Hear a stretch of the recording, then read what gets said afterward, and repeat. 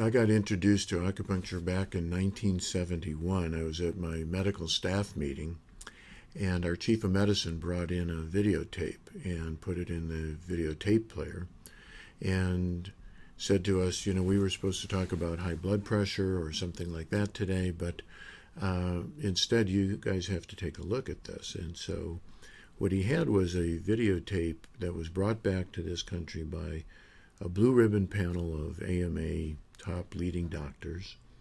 In 1971, the U.S. and China reestablished diplomatic relations after many decades of being out of connection that way. And one of the first things that happened is that we established a lot of medical exchange groups with doctors from here going there to see what they were doing and vice versa.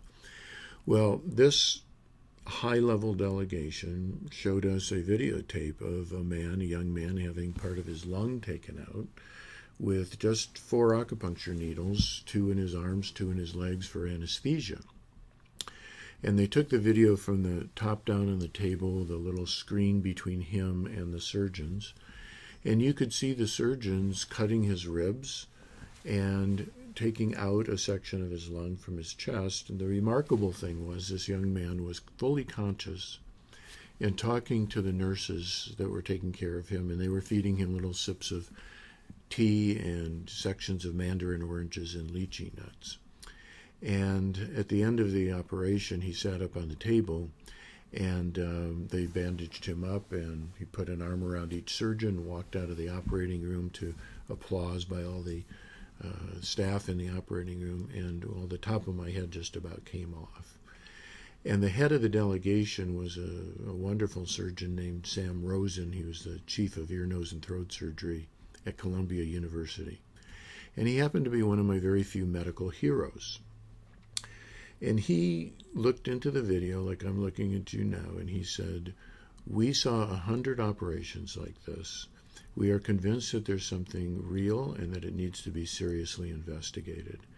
And that was my cue, because I had become very frustrated trying to treat people with chronic illnesses, diabetes, heart disease, lung disease, who were eating poorly, smoking, drinking too much, not managing stress well, leading sedentary lifestyles. I was kind of burned out on it, really, because you can't do anything about those chronic conditions unless the person themselves is quite actively involved.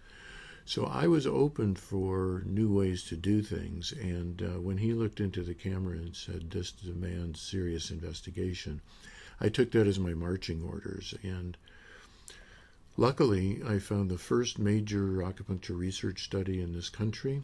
It was conducted on people with long-term intractable chronic pain that nobody had been able to help.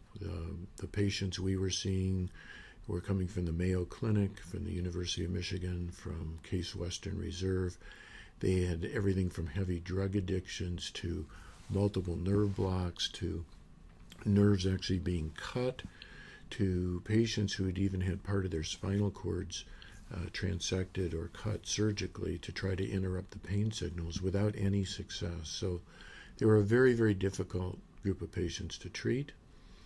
And if you could have helped any one of those people, you could have literally written it up for a medical journal.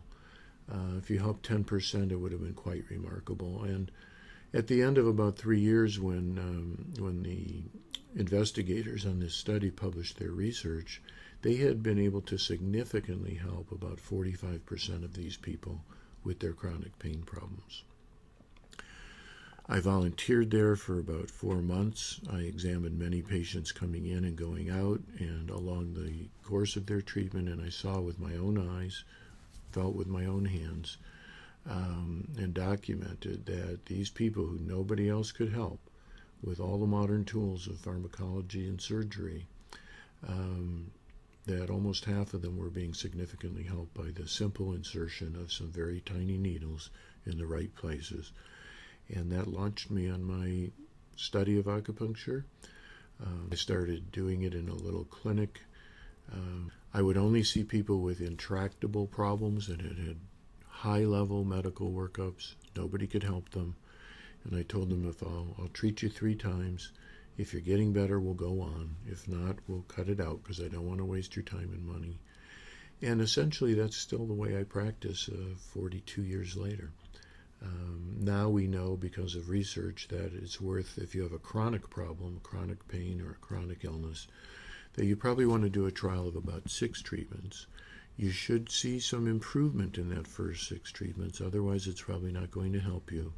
But if you are improved, even though you may not be 100% better, then we generally continue treatment and see how good you can get.